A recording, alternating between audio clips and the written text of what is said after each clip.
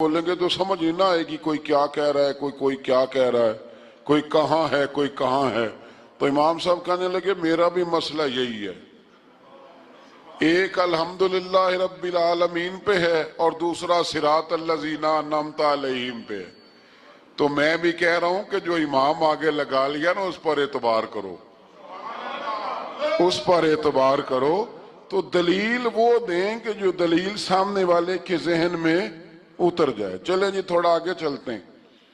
اللہ کریم نے نا آگے ایک اور مثال بیان کی۔ یہ جو بہت سارے لوگوں کے دلوں میں خیال آتا ہے نا، قبروں میں جائیں گے ہڈیاں گل جائیں گی سڑ جائیں گی تو کیسے اٹھیں گے؟ تو اسی پارے کی آیت نمبر 259 میں اللہ تعالیٰ نے ہمارا وہ مسئلہ بھی حل کیا اور دو واقعات تفصیل کے ساتھ تیسرے پارے میں بیان فرمائے۔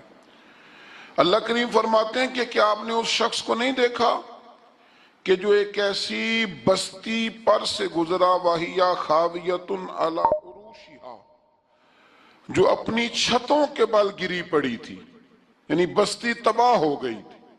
وہ آدمی وہاں سے گزرا، وہ حضرت عزیر علیہ السلام تھے۔ بہت سارے مفسرین کے نزدیک بعض نے یہ لکھا ہے کہ چونکہ یہاں اللہ نے کسی کا ذکر نہیں کیا تو ہم بھی کسی کو مخصوص نہیں کرتے، لیکن کثیر کی تعداد یہ ہے کہ حضرت عزیر تھے۔ آپ گزرے ایک بستی میں تو آپ نے دیکھا کہ وہ بستی تباہ حال ہو گئی ہے اور زمین پلٹ دی گئی ہے، چھتوں کے اوپر لوگ مرے ہوئے پڑے ہیں۔ تو آپ کے دل میں خیال آیا کہ یا اللہ تو انہیں کیسے زندہ کرے گا بعد موتہا، مرنے کے بعد؟ خیال آیا، اللہ کریم نے نا انہی پہ موت طاری کر دی۔ آ جاؤ پیچھے پیچھے، حضور نہ پیش حق مجدہ شفاعت کا سناتے جائیں گے۔ یقین کریں بریلی کے امام کو بھی بڑا ہی رنگ آتا ہے بیان کرنے کا۔ کہنے لگے آپ روتے جائیں گے، اللہ کو منانا ہے نا حضور نے، کہتے ہیں پیش حق مجدہ شفاعت کا سناتے جائیں گے، آپ روتے جائیں گے پر ہم کو ہنساتے جائیں گے۔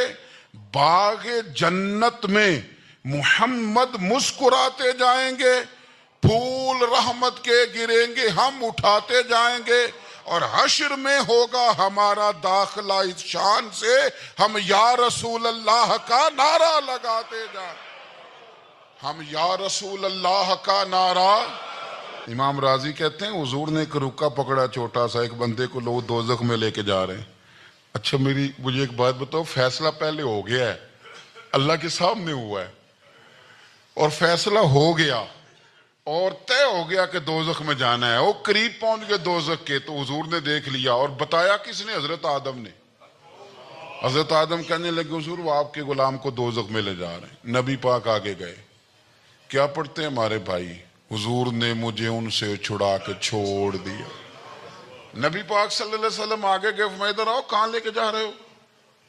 اللہ کے سامنے فیصلہ ہوا ہے نا، فرشتوں نے کیا ہے نا، فرشتے کو کسی سے بددیانتی تو نہیں نہ کرتے، فرشتوں نے جو کیا ٹھیک کیا ہے نا، کیوں لے کے جا رہے ہو؟ سونے گناہ زیادہ ہیں نیکیاں تھوڑی ہیں، فرمایا میرے سامنے تولو۔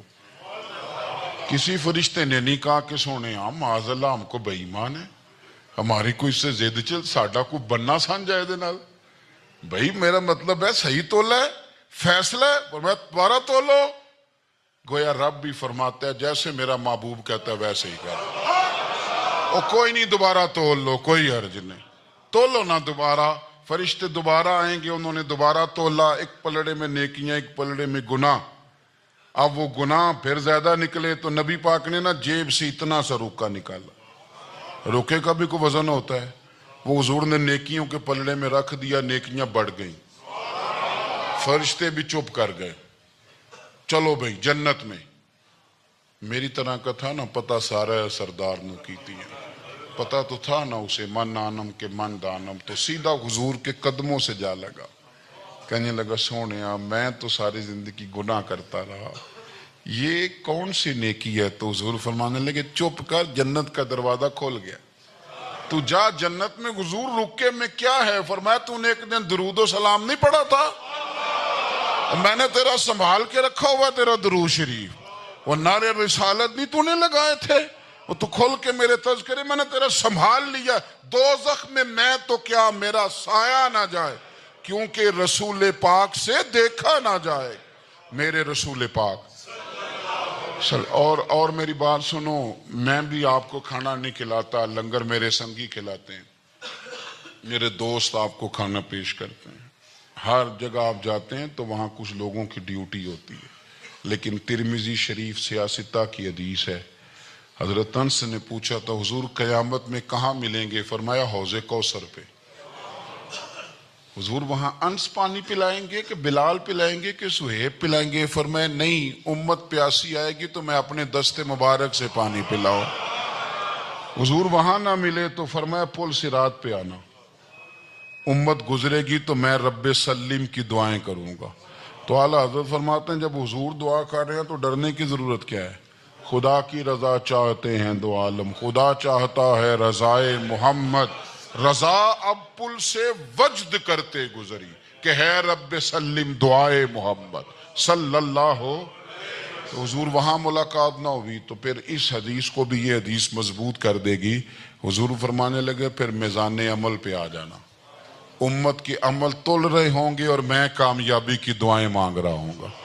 تو جس کے لیے حضور دعا مانگیں گے ناکام ہوگا، ناکام ہوگا۔ اپنے بچوں کو حضور کی محبت سکھائیں، نبی پاک صلی اللہ علیہ وسلم کی غلامی کریں، آپ کا رشتہ نبی پاک کے ساتھ مضبوط ہونا چاہیے۔ سعد بن عبادہ رضی اللہ تعالیٰ عنہ فتح مکہ والے دن نا ان کے ہاتھ میں جھنڈا تھا، علمبردار تھے، کوئی حکمت بن گئی، ان کو معزول کرنا تھا، کسی اور کو ان کی جگہ مقرر کرنا تھا۔ اب فتح مکہ ہے، سامنے قریش ہیں، ان کے سامنے کسی صحابی کو معزول کرنا ہے، فتح ہو رہی ہے، حضرت سعد بن عبادہ رضی اللہ تعالیٰ عنہ جلیل القدر صحابی ہیں، اب ان کی جگہ کسی کو مقرر کرنا ہے، بات بھی کوئی اتنی بڑی نہیں، بس حکمت کا تقاضا ہے کہ ان کو تبدیل کر کے کسی اور کو لگایا جائے۔ یہ شان ہے میرے رسول پاک کی، یہ دانائی، یہ حکمت، یہ تدبر، یہ سمجھ، ساری کائنات کی عقلیں قربان۔ اقبال کہنے لگے عقل قربان کن بپیش مصطفیٰ، کہنے لگے میں نے اپنی عقل حضور کے قدموں پہ قربان کر دی ہے۔ کیا انداز ہے، کیا تدبر ہے، کیا سوچ ہے۔ حضرت سعد بن عبادہ کو معزول کر کے کسی اور کو لگانا تھا، جھنڈا کسی اور کو دینا تھا، سپہ سالار کسی اور کو بنانا تھا۔ پتہ ہے حضور نے کیا کیا؟ نبی پاک نے حضرت سعد بن عبادہ سے کہا تیری جگہ نا جھنڈا تیرے بیٹے کے ہاتھ میں دینا ہے۔ آپ یقین کریں کہ اپنی جگہ پہ بندہ بیٹے کو بیٹھا دیکھے نا، کوئی اور بیٹھ جائے تو شاید دل ٹوٹ جائے، پر اپنی جگہ پتر بیٹھ جائے تو آنکھوں میں آنسو آ جاتے ہیں کہ لو میری کوئی سیٹ سنبھالنے والا آ گیا، اب خیر صلی ہے، اب کچھ نہیں ہوتا، اب جو ہے کام چلے گا۔ حضرت سعد بن عبادہ کو ہٹانا حکمت تھی، لیکن کریم نے ان کے بیٹے کو ہی لگا دیا۔ کوئی بندہ لب کشائی کر ہی نہ سکا، لوگ دانت دبا کے رہ گئے، یہ کمال۔ بس پھر کہنا پڑتا ہے زندگیاں ختم ہوئیں اور قلم ٹوٹ گئے، پر آقا تیرے اوصاف کا ایک باب بھی پورا نہ ہوا۔ یہ انداز کریمانہ حضور کا۔ اپنی زندگی میں نا تھوڑا تدبر سیکھیں، تدبر۔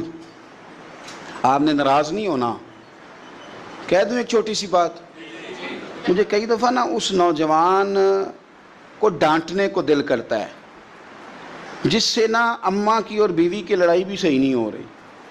میں کہتا ہوں یار تجھے اللہ نے شعور دیا ہے، تو نے تو دنیا کو فتح کرنا تھا اور تو یہیں الجھ کر رہ گیا ہے۔ وہ مہربانی کریں جی کوئی دعا کر دیں، کس کے لیے؟ بیوی سیانی ہو جائے، اماں سمجھ۔ تو میں کہتا ہوں نہ بھی سیانی ہو تو پھر بھی گزارا کریں۔ آپ کچھ بڑا کام کریں زندگی میں، آپ کچھ انقلاب قوم کے لیے، ملت کے لیے، مذہب کے لیے، نظریے کے لیے، یہیں الجھے رہنا ہے ساری زندگی۔ آگے بڑھیں، اتنی بھی شعور ہمارے پاس تدبر کی کمی آ جائے کہ گھر کا نظام بھی ہم سے ٹھیک نہ ہو، یہ ٹینشن لے کے ہم بال سفید کر کے بیٹھ جائیں۔ تدبر کا معاملہ کریں، حکمت کا معاملہ کریں۔ بیوی کا اور اماں کا اتنا مقابلہ نہیں ہوتا جتنا سوکنوں کا مقابلہ ہوتا ہے، سوتن کا جتنا مقابلہ ہوتا ہے۔ تو رسول پاک کی بارگاہ میں تو 11 ازواج مطہرات رہتی تھی، 9 بیک وقت موجود ہوتی تھی۔ تو تدبر کے ساتھ حضور نے سب کے حقوق ادا کیے، حکمت کے ساتھ سب کے جذبات کا خیال رکھا، ہر ایک کو حضور نے شان دی۔ تو نے ہر شخص کی قسمت میں یہ عزت لکھی، اور آخری خطبے کی صورت میں نصیحت لکھی. حضور نے ہر ایک کو عظمتوں سے نوازا, شانیں عطا فرما. ہم کیا ہیں, الجھ گئے, چھوٹا سا مسئلہ حل ہی نہیں ہو رہا. تھوڑا تدبر دکھائیں, تھوڑی سوچ آپ بڑی کریں, تھوڑا حوصلہ. اور اس کے لیے نا سب سے زیادہ سینا اس نے ہے جو سب سے زیادہ سیانا ہے, جو سب سے زیادہ. ہاں, یہ اگرچہ پنجابی کا جملہ ہے پر میں نے اس کو پورا نچوڑا ہے, اس کو میں نے نچوڑا ہے, اور یہ بالکل سچی بات ہے کہ عقل ہوئے تھے. ہاں, جو سیانا ہے وہ بہرحال پریشان تو عقل ہوئے تھے. اگلی گل میں نہیں جے کرنی, وہ تو انہوں پتہ ہے, لیکن عقل ہوئے تھے پھر تے سوچا چنگیاں نے, اتنی بری چیز